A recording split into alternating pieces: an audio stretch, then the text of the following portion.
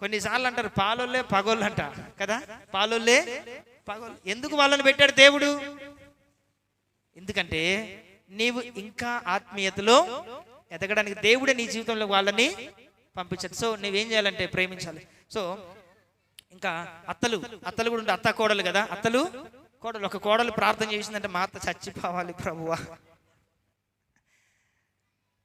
ఆమె ప్రార్థన చేసింది కాకుండా పాస్టర్ గారికి వచ్చి, అయ్యగారు మా అత్త చచ్చిపోవాలి, మా అత్త చచ్చిపోకపోతే నేను మాత్రం భక్తి చేయలేకపోతా ఉన్నాను అన్ని ప్రార్థన రిక్వెస్ట్ ఇచ్చిందంట. మా అత్త చస్తే కానీ నేను ప్రార్థన చెయ్యలేను, దేవుడు నా ప్రార్థన ఎప్పుడు వింటాడు అందంట. అప్పుడు పాస్టర్ గారు అన్నారంట, ఒక మందు ఇచ్చాడంట, ఒక డబ్బా ఇచ్చి, అమ్మ ఎవరికి చెప్పకు, నువ్వు భక్తులు ఎదగాలని నేను కోరుకుంటా ఉన్నాను, నువ్వు ఆత్మీయంగా వృద్ధి చెందాలని నేను కోరుకుంటా ఉన్నాను, నువ్వు బలపడాలని నేను కోరుకుంటా ఉన్నాను. ఎందుకు? ఆమె లేకపోతే నేను ఎదుగుతా, నేనేం చేస్తా, ఎదుగుతా. కాబట్టి ఒక డబ్బా ఇచ్చి అనుమానం రాకుండా, ఒకేసారి చచ్చిపోతే నీ మీదకి ఏమొచ్చింది, అనుమానం వచ్చింది. కాబట్టి కొంచెం పాలలో కలిపి, ఏం చెయ్యి, కొంచెము పాలలో కలిపి. ఒకవేళ మీ అత్త తిట్టినా, ఆమె తిట్టేదంటలేండి, ప్రతి దానికి తిట్టేదంట, కూర్చున్నా తిట్టేదంట, లేచినా తిట్టేదంట, ప్రార్థన చేసినా తిట్టేదంట, ఏం చేసినా కూడా ఏం చేసేదంటయ్యా, తిట్టుతానే ఉండేదంట. అది ఆమెకు నచ్చక వద్దు, ఇక ఇరిటేషన్, కూర్చున్నా తిడుతుంది, లేచినా తిడుతుంది, ఏం చేసినా తిడుతుంది. కాబట్టి ఆ టెన్షన్, ఆ చిరాకు, ఆ ఇరిటేషన్ తట్టుకోలేక ఈ నిర్ణయానికి వచ్చింది. మామూలుగా కాదు, ఎంతో టెస్ట్ ఆమెకు కదా. సో చస్తే కానీ నేను భక్తి.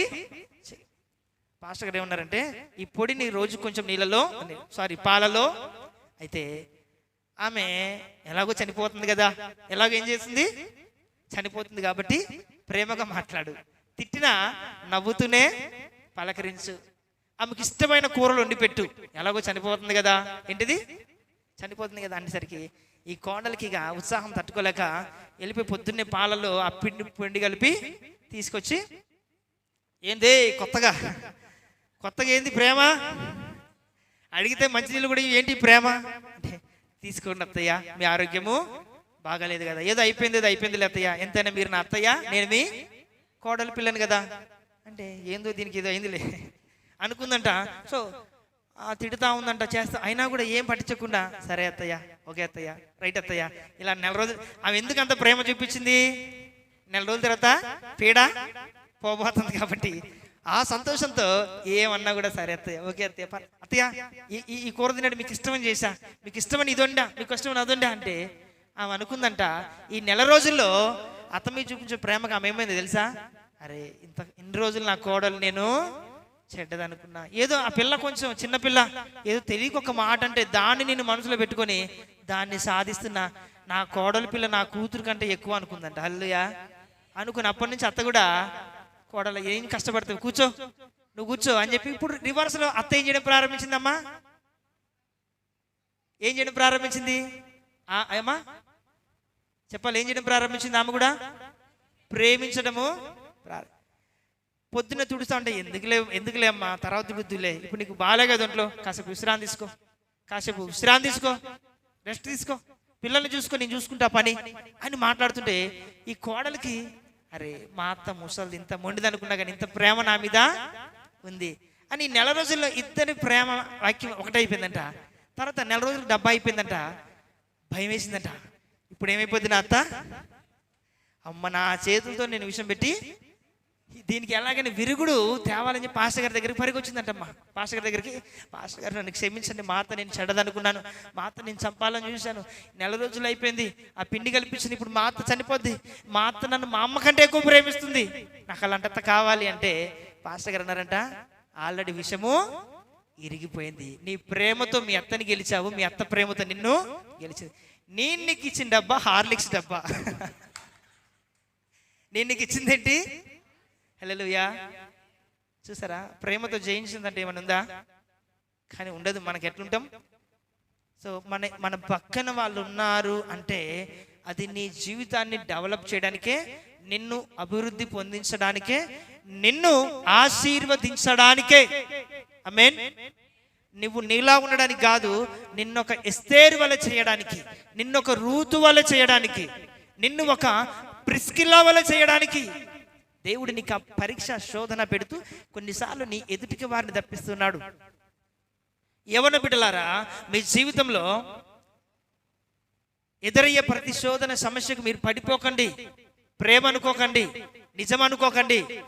ఆ పరీక్షలోంచి మీరు పారిపోతే మీరు యోసేపులు అవుతారు. ఆమేన్. ఆ పాపం నుంచి మీరు పారిపోతే మీరు యోసేపులు అవుతారు, మీరు దీవించబడతారు.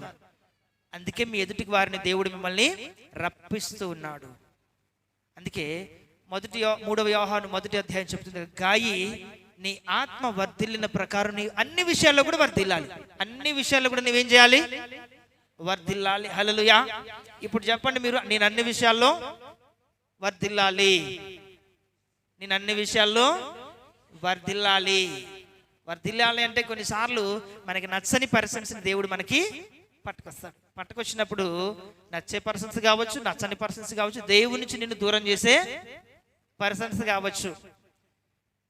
నీ ఎదుటికి వచ్చినప్పుడు నీవు అవాయిడ్ చేయాలి. అవాయిడ్ చేసి నిలబడితే నిన్ను దేవుడు అత్యధికముగా ఆశీర్వదిస్తాడు. ఆమేన్ కలుగును గాక. దేవునికి స్తోత్రం కలుగును గాక.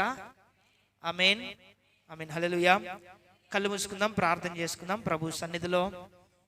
ఈ రోజున నీ జీవితంలో ఉన్నటువంటి ఒక ప్రత్యేకమైనటువంటి ప్రశ్నకు సమాధానం. నీవెందుకు ఒకేసారి దేవుడు నీ జీవితంలో సమస్యలు తొలగించట్లేదు, ఇబ్బందులు తొలగించట్లేదు అంటే కారణం ఏంటంటే క్రమక్రమముగా నీవు అభివృద్ధి పొందాలని. అందరూ కూడా మళ్ళీ కళ్ళు మూసుకుందాం, ప్రార్థన చేద్దాం.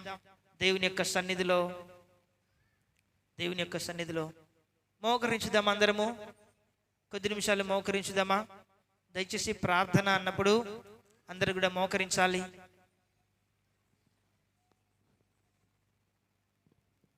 కళ్ళు మూసుకొని ప్రార్థన చేయాలి. అటు ఇటు తిరగవద్దు, చూడవద్దు, కానుకల గురించి మాట్లాడుకోవద్దు. కేవలం చెప్పబడ్డ వాక్యము నీలో ఫలించాలి. దేవుడు ఇశ్రాయేలు ప్రజలకు ముందుగానే